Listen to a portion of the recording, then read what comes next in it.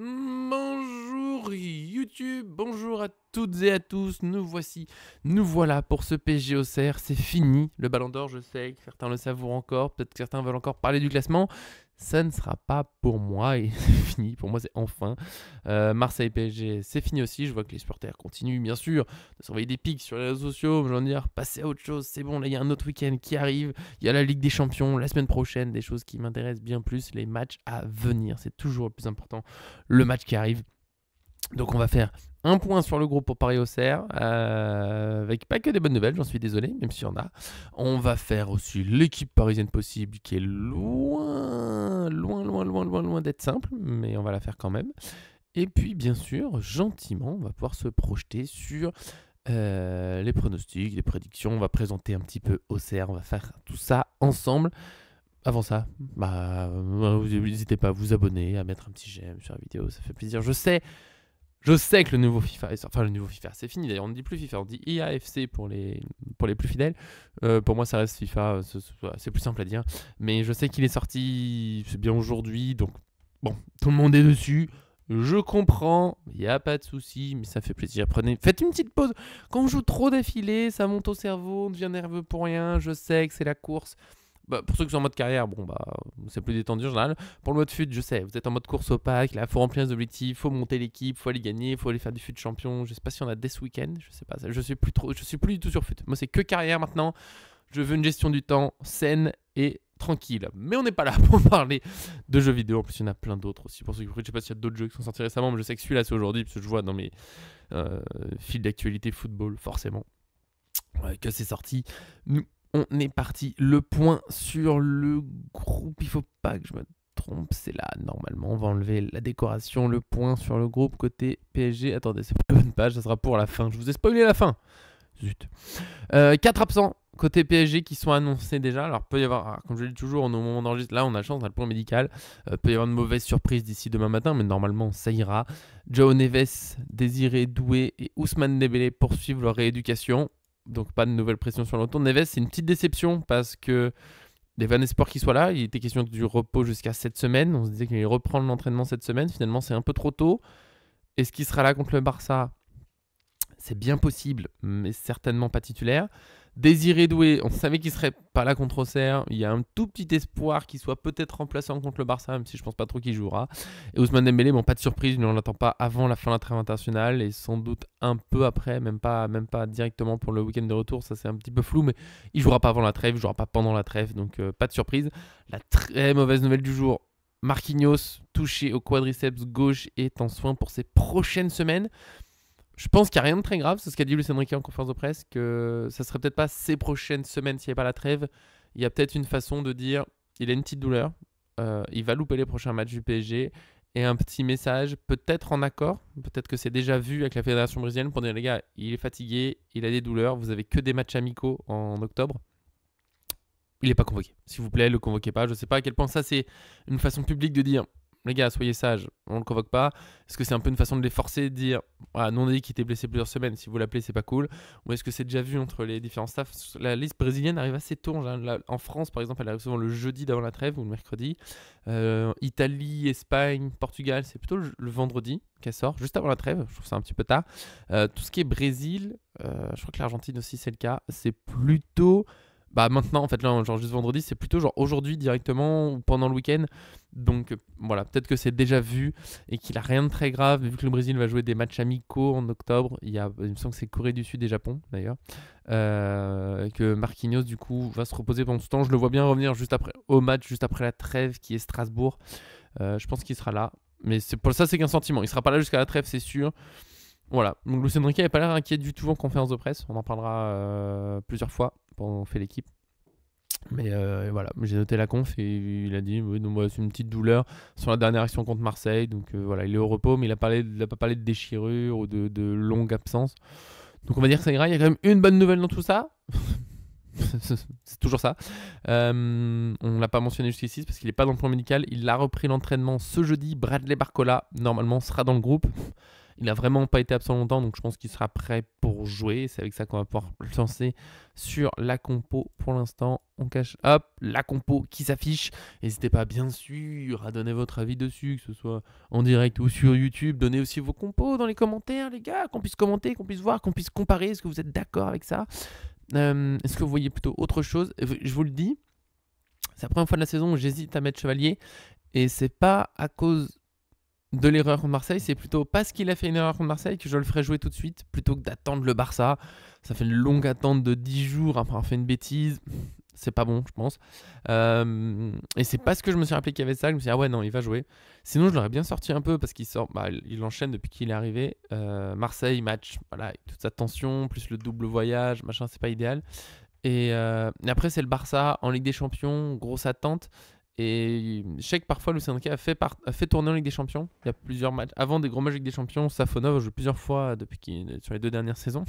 Enfin, en tout cas, il a fait tourner Donnarumma. Donc je me demande s'il le ferait là.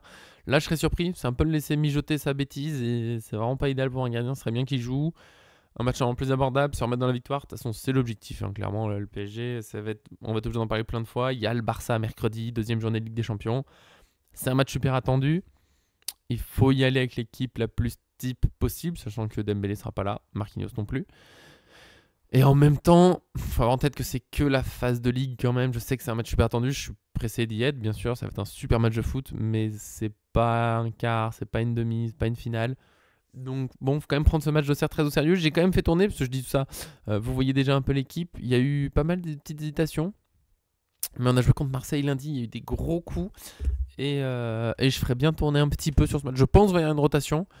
Dur de savoir quoi exactement, c'est toujours très difficile, surtout que Luis Enrique est capable de tout. Mais voilà, donc quand même Chevalier dans les buts. Hakimi à droite, j'ai pas mal hésité. J'hésite encore.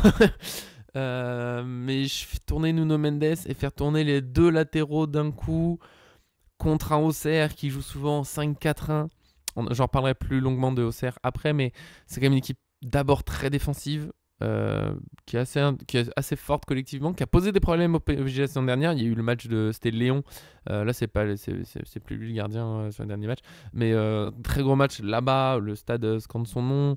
Il y a une victoire au parc qui a été difficile la saison dernière, donc attention, c'est un match un peu pénible, mais je me ferais quand même tourner Nuno Mendes ou Hakimi. Nuno Mendes a pris pas mal de gros coups contre Marseille, dont un qui le laisse au sol pendant un moment. Les joueurs ont demandé des cartons, il n'y a pas eu.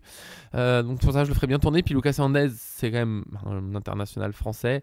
Il n'a pas trop joué dernièrement, donc ça pourrait lui faire du bien, une petite titularisation pour avoir du temps de jeu, parce que je ne le vois pas du tout titulaire contre le Barça. Ça sera Nuno Mendes, notamment contre un Yamal qui visiblement revient de blessure. J'ai vu juste avant de lancer qu'il annonçait son retour. J'ai pas vu quand, pour qui, pourquoi, mais ce sera ce week-end ou le PSG. Donc je pense que Nuno Mendes jouera, bien sûr.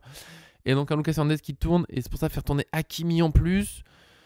Alors qu'il n'y a déjà pas Doué et il n'y a pas Dembélé pour la créativité offensive. Je me dis que ça fait peut-être beaucoup. Ça fait du bien d'avoir ce petit relais Hakimi qui est quand même un sacré atout offensif. Je vois plutôt Zaïre Emery le remplacer dans le match. Je pense, genre 60e, Zaïre Emery rentre arrière droit. Ça m'irait bien, il n'y a pas Neves. Donc plutôt Zaïre Emery, il n'y a pas Marquinhos. Ou alors, mais je pars pas plutôt là-dessus, ce serait Beraldo qui rentre, Zabarni passe à droite et tout, mais je suis pas trop fan de l'idée quand même. Zabarni, Pacho en défense. De tête, je dirais que le duo n'a pas encore existé. Ils ont joué ensemble contre Marseille. Mais avec Marquinhos. Et donc là, c'est encore une formule un petit peu différente. Ça va jouer sans Marquinhos, même si ça je prends gros. Mais j'aimerais bien que le duo enchaîne avant de jouer contre le Barça. C'est des joueurs assez jeunes. Je pense qu'ils sont capables d'enchaîner. Pacho, c'est le joueur peut-être qui a le plus joué la saison dernière, d'être avec Hakimi, mais il jouait même en retour de trêve. Zabarni n'a pas vécu la saison dernière terriblement éprouvante. Il a fait une préparation complète. S'il y a un joueur qui peut enchaîner, pour moi, c'est lui. Plutôt cette défense. Je suis désolé pour Beraldo, mais Beraldo, comme il a été blessé à la cheville, alors il est revenu très vite, super, mais il a quand même été blessé à la cheville, et je le vois plutôt remplacer un Pacho à la 60e. Donc 60e, on a Zaïre Emery et Beraldo qui rentrent. Pour moi, ça a du sens. J'ai hésité à mettre Zabarni, Beraldo, mais là, c'est une question pour moi d'automatisme avant le Barça. Et j'aime bien Beraldo, mais contre le Barça, Lewandowski lui avait fait très mal. Il y a la percussion de Yamal, la percussion de Rafinha, il y a beaucoup de mouvements. Voilà, je préférais des joueurs au moins très durs sur le duel qui vont stopper une action nette s'il le faut, est quand même un peu plus rapide qu'un Beraldo qui a des fois du mal à se tourner. Je le vois pas jouer trop contre le Barça. Donc j'hésite à le mettre titulaire. Mais là, c'est une question d'automatisme. Ils ont fait un match contre Marseille ensemble. Zabarni, Pacho. Voilà, pour moi, ils peuvent enchaîner et être remplacés. Du coup, ouais, à l'heure de jeu, Pacho, il sort. On met un petit Beraldo et ça passe bien. Il fait son retour de blessure sans trop forcer sur sa cheville non plus. Je trouve ça pas mal. Je dis pas que je suis sûr du tout. Je crois que je l'ai dit déjà plusieurs fois que j'hésite avec Beraldo et Zaïre Emery. Voilà, je parle là-dessus quand même. Je serais pas surpris de voir Beraldo titulaire. Je serais un peu plus surpris s'il y a Zaïre Emery et Lucas Hernandez sur les côtés. Ça me surprendrait. Au milieu, ça vient de beaucoup de réflexions. D'ailleurs, en fait, je vais faire milieu attaque en même temps parce que j'ai mis Gonzalo Ramos en pointe. Et alors, j'ai toujours aimé ce joueur. Depuis qu'il était au Benfica, je l'ai beaucoup regardé. Je sais pas, j'aime bien le genre de buteur qui a cet instinct de beaucoup frapper quand c'est possible, mais sans oublier de faire des remises très intelligentes et souvent précises. Il fait les efforts pour le collectif. Ok, c'est le genre de joueur que j'aime voir. C'est comme ça. Il n'a pas été très bon contre Marseille. Et je me suis dit que là, il allait tourner encore et peut-être pas démarrer non plus contre le Barça, que Luis Enrique allait préparer la meilleure formule possible. Et peut-être, moi, j'envisageais un lit titulaire. Je partais sur un lit. Quand je réfléchissais à la compose avant de faire l'image, je disais, ouais, en réfléchissant, vous savez, vaguement, vous êtes en train, je sais pas, vous faites la vaisselle, vous réfléchissez à un truc vaguement. Et je me disais, ouais, lit en pointe avec Kvaratskhelia et Barcola, ça m'irait bien. Et puis, j'ai commencé à faire l'équipe. Et là, chaque fois que je fais l'équipe, je pars du gardien, défense, milieu, comme en vidéo. Et j'ai réalisé que Vitinha avait joué mais énormément. J'entends qu'il sort jamais. Lui aussi, il a pris des gros tacles à Marseille. Il y en a un là de Højbjerg qui méritait un bon carton. Je sais pas comment il se prend pas de carton. Je sais pas. L'arbitrage c'est bizarre. Je pas envie de revenir là-dessus. Et je me dis qu'il faudrait que Vitinha souffle un petit peu. Sauf que Neves est pas là. Et que j'aimerais bien voir Mayoulou. Et du coup, Lee au milieu, c'est peut-être les matchs qu'il a fait où il était le plus impactant finalement au PSG avec sa qualité dans le dribble pour sortir du pressing.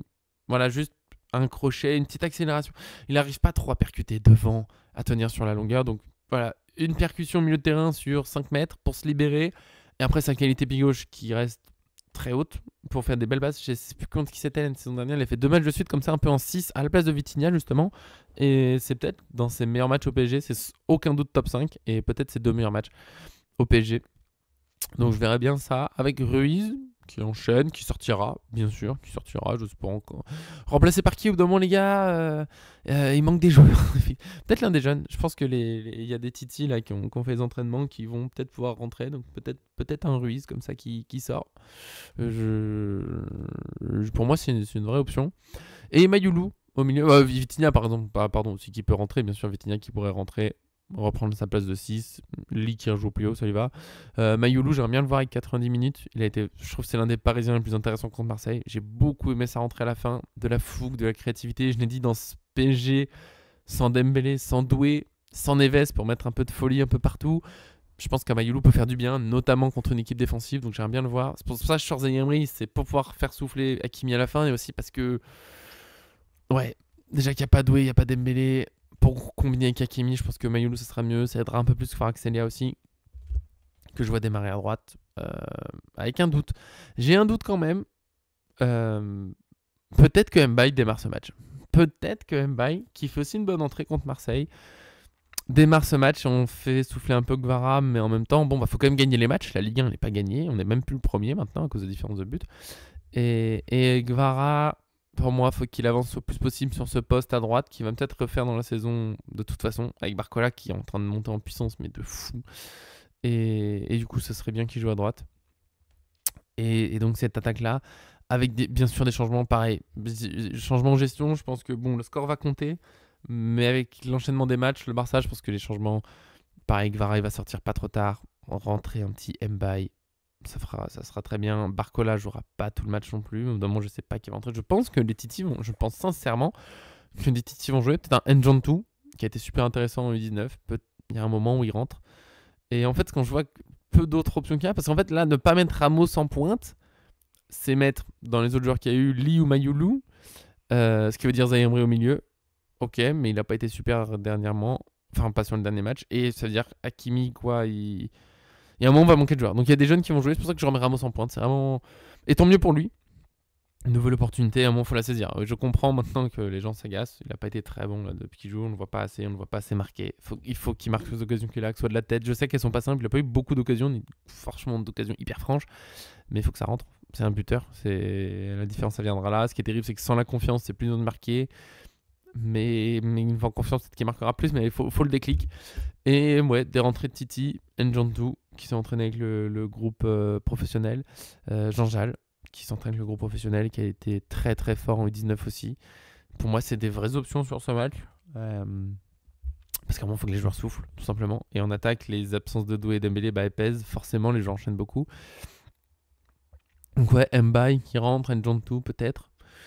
Et on va dire que le match sera plié avant. Même si je leur fais confiance. Mais bon, si on peut avoir gagné avant, que les jeunes rentrent dans des conditions sans stress, ça serait mieux. Il faut gagner. Il faut gagner pour se remettre dans le bon sens. Pour le Barça, je sais que beaucoup font oui, mais la défaite contre Marseille, on s'en fiche. Bah, elle compte quand même. Le PSG n'est pas premier. C'est des compétiteurs. Ils ont perdu. C'est toujours embêtant pour un groupe. Et aller au Barça avec le maximum de confiance, ce serait mieux. Et les supporters, je l'ai mis dans un article. À force de souligner que la défaite vous importe peu, je trouve que ça souligne un peu qu'elle vous gêne et qu'on cherche une excuse. Moi, je l'ai dit depuis le début. Pour moi, c'est beaucoup plus intéressant que le Ballon d'Or. Donc ça m'embête vraiment que Paris ait perdu. Et voilà, pour mon équipe, j'ai même fait les changements avec. N'hésitez pas encore une fois à dire ce que vous en pensez, c'est bien, c'est pas bien. Je prends toutes les options tant que c'est avec respect, amour, bonne humeur, plein de choses. Je peux me tromper. Et oui, je sais, c'est terrible, mais ça arrive. On passe à la présentation d'Auxerre, un petit tour de la situation auxerroise avant de faire nos pronostics. Je vais zoomer un peu que vous voyez pas les. Ça, c'est les contours. Comme je dis chaque fois, il y a un article qui est publié si jamais l'oublie, les gens l'oublient. Avant une chaîne YouTube, une chaîne Twitch, un compte Facebook, enfin, plein de choses. Paris Fan, c'est un site internet et il y a pas mal de choses, notamment les jours de match, dont une présentation de l'adversaire, un petit tour, la situation d'Auxerre, de ce club, donc qui a fait un peu des allers-retours, bien sûr un grand club historique en Ligue 1, mais qui a fait des allers-retours Ligue 2, Ligue 1, enfin une bonne période en Ligue 2, presque une descente nationale, puis ils sont remontés.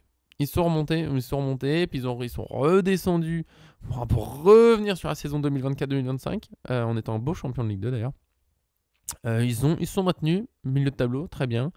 Christophe Pélissier est en place quand même depuis 2022. C'est presque long maintenant le football moderne. Bientôt, ça va faire 3 ans. C'est long dans le football moderne. Il n'y a pas d'entraîneur qui reste aussi longtemps, notamment pour des clubs. Voilà, c'est un peu compliqué.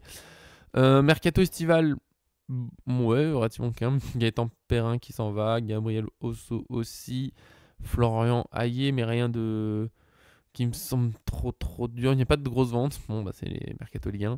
Niveau arrivée, j'avoue que je ne connais pas spécialement les joueurs. Enfin, vite fait, on les a vus passer, mais pas un mercato. On va dire que c'est un mercato dans la norme. Des petits départs, quelques millions. Des arrivées, quelques millions. Pas un nombre fou. Des prêts, des retours de prêts. Enfin, ouais, je vois rien de spécial. Peut-être qu'il y a un truc qui m'échappe, mais voilà. C'est le mercato d'Auxerre, en tout cas. Je sais pas comment dire, c'est un mercato pour moi de milieu de tableau, plutôt petit budget, où voilà, on fait les petites affaires comme on peut. On essaie de se renforcer, on veut une équipe toujours intéressante, une équipe qui marque pas assez, clairement. 16e meilleure attaque de Ligue 1 seulement. Alors c'est que le début du championnat, mais ça va vite, 4 buts inscrits pour 13 pour Monaco et Lille, qui sont les meilleures attaques. Les pires défenses sont à 3, c'est Angers et Nantes, donc voilà, Auxerre qui se fait déjà. Il y a déjà un bel écart qui se crée. Je peux dire qu'en général, après, ça se confirme. Mais c'est plutôt une belle défense. Parce que j'ai une équipe d'abord défensive. 7e meilleure défense. Avec 6 buts encaissés. Quand la meilleure défense est à 3. Voilà, là, on voit qu'ils sont proches quand même du top. Alors que les moins bonnes défenses, Lorient et Metz, sont déjà à 13 buts encaissés. Donc Auxerre plutôt dans le top des défenses. 7e meilleure défense. Parce qu'il y a beaucoup d'équipes qui se tiennent entre 3 et 6 buts. Ça va très vite. Sur 5 journées. Meilleur buteur Auxerrois, Lassine Sinayoko, 2 buts. Une petite bêtise, pardon. 2 buts pour Sinayoko, donc j'ai oublié de mettre le classement, je suis désolé. Le meilleur buteur de Ligue 1, il a 3 buts. Donc Sinayoko est plutôt dans le haut des buteurs de Ligue 1. Voilà, après, ça veut dire qu'il a mis la moitié des buts d'Auxerre déjà, donc vraiment le joueur à suivre. Dylan Bakwa, qui était à Strasbourg la saison dernière, je ne me trompe pas, il a dû arriver cet été. Il me semble qu'il était à Strasbourg. Mais je peux dire une bêtise, bien sûr. Mais dans ma tête, il était à Strasbourg. Bref. Meilleur passeur du club auxerrois. Il a 2 passes quand même, mine de rien. Donc c'est bien. Meilleur passeur du championnat, il est à 3 passes. Donc on a un peu L'axe du danger, enfin l'axe du danger, la ligne du danger, Bakwa, Sinayoko, voilà. Voilà. Mais j'ai l'impression de te dire je vais vérifier un truc, parce que pour moi, Bakwa c'était à Strasbourg, j'aurais fait une bêtise. Équipe actuelle, enfin, je pense que j'ai oublié de changer le nom du passeur au Serrois, j'en suis désolé, vous savez quoi, je corrige ça, mais en direct. Mais en direct, vous avez vu quand j'ai commencé à parler, le petit... C'est bizarre que ce soit Bakwa, j'ai peut-être oublié, ou je n'ai pas enregistré quand je l'ai fait. Mais vous savez quoi, on change ça tout de suite. Vous avez vu en direct, paf, meilleur. Non, pas meilleure équipe à domicile, on verra ça plus tard. Meilleur passeur, oui, pas du tout. Bakwa, pardon, excusez-moi, je ne sais. Bah si. Mais à Strasbourg, c'est bien ça. Je sais pas pourquoi j'ai pris le passeur de Strasbourg, j'en suis. Mais vraiment, désolé, ça me permettra de corriger dans l'article que ça fait plaisir. C'est Haussmann, le meilleur passeur d'Auxerre. Mais je me disais bien aussi que quand je l'ai pas vu dans les listes des transferts, non, Bakwa, Haussmann à Auxerre. Vous avez vu, je vous corrige ça en direct. Ibrahim Haussmann, mais je sais pas pourquoi, j'ai oublié de le changer visuellement. Attaquant de 20 ans. C'est le meilleur passeur d'Auxerre, aussi avec 2 passes. Donc, eh bien voilà, vous aurez la correction tout de suite. Je suis vraiment désolé pour ce petit loupé. Sur les matchs, les 5 derniers matchs, donc les 5 journées de Ligue 1, on a un Auxerre. Premier truc qui m'a marqué, c'est 3 cartons rouges là, contre Nice, contre Monaco, contre Toulouse, donc sur les 2 derniers matchs, et sur le 2e match de Ligue 1 et sur les 4e, 5e journées, Auxerre après un carton rouge, juste avant la mi-temps, 68e minute, 64e minute, ça fait 3 cartons rouges sur 5 matchs, c'est énorme, mine de rien, c'est vraiment énorme. Je sais, est-ce que c'est une équipe trop agressive, trop nerveuse, je sais pas. Attention au carton rouge. Après, je l'avais dit ça pour Marseille et bon, l'arbitre a laissé passer, donc il n'y a pas eu de rouge. Bon, c'est la vie. Mais ouais, Auxerre devra faire attention, ne pas s'énerver contre le PSG. Faire attention, on a aussi une petite crainte pour nos joueurs, on va pas se mentir, de se prendre des gros tacles. Mais après, il y a des rouges aussi qui peuvent être de derniers défenseurs et autres, donc bon, ça fait pas tout de prendre des rouges, mais ça complique forcément le classement. C'est limite encore plus à leur honneur d'être dans les meilleures défenses du championnat en ayant joué pas mal de temps à 10. Ça montre que c'est solide. Auxerre, c'est du 5-4-1, sauf contre Nantes, où une formation un peu plus offensive est annoncée encore. C'est un 4-4-1-1, donc bon, on reste sur du très défensif. Dans ces 5 premiers matchs, donc il y a une défaite 3-1 contre Lorient, pardon, qui est un peu gênante parce que Lorient est dans le bas du classement. Et voilà, ça c'est un peu dommage. Défaite contre Nice, qui est aussi en fait un peu embêtante parce que Nice fait un mauvais début de saison. Défaite contre Nantes, c'est aussi embêtant.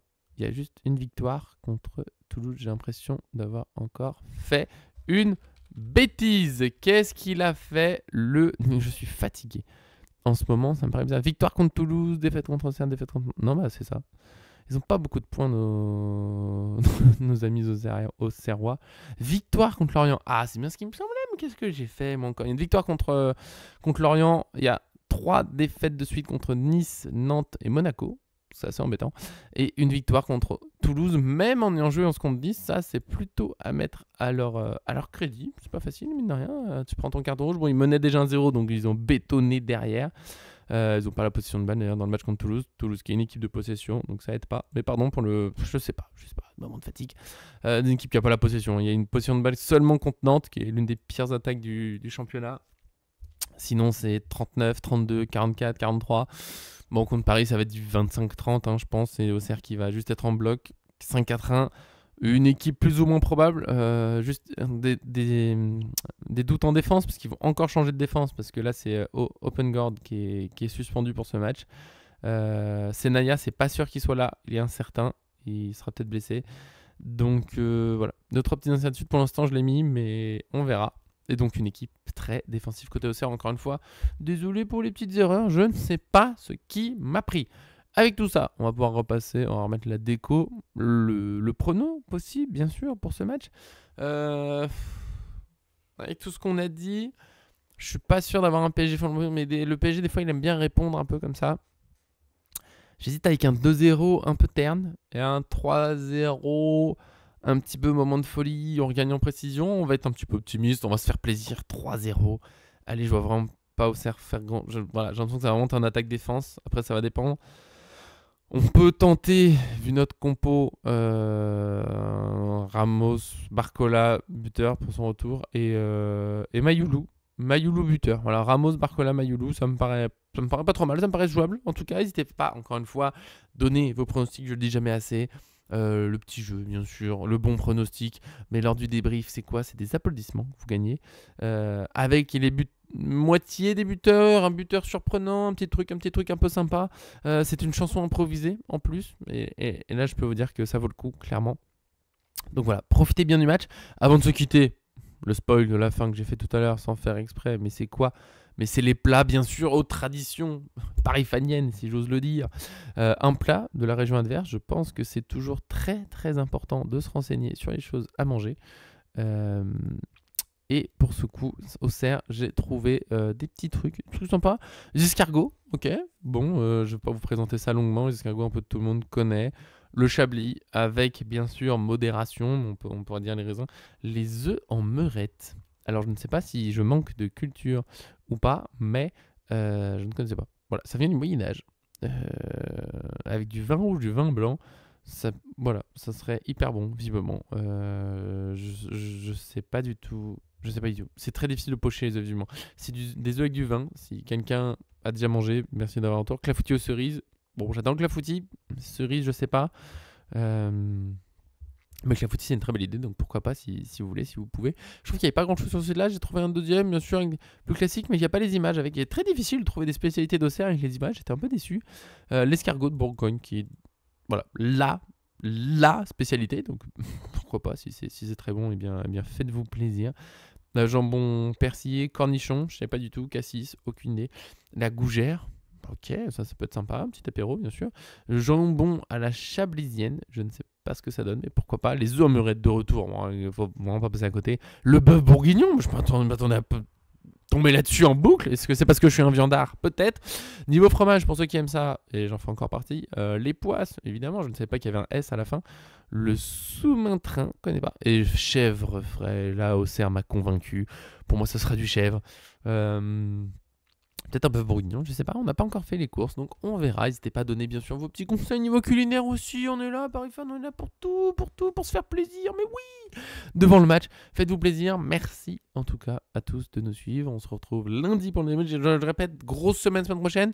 Lundi, le débrief. Mardi, l'avant-match PSG, Barça PSG, ça va être fou. Le jeudi, le débrief. Barça PSG. Vendredi, c'est Lille PSG, du coup, qui sera au programme. Il n'y aura que mercredi pour le repos et ça fera du bien. Des gros bisous. Merci à tous. À très bientôt. Profitez de votre week-end, évidemment.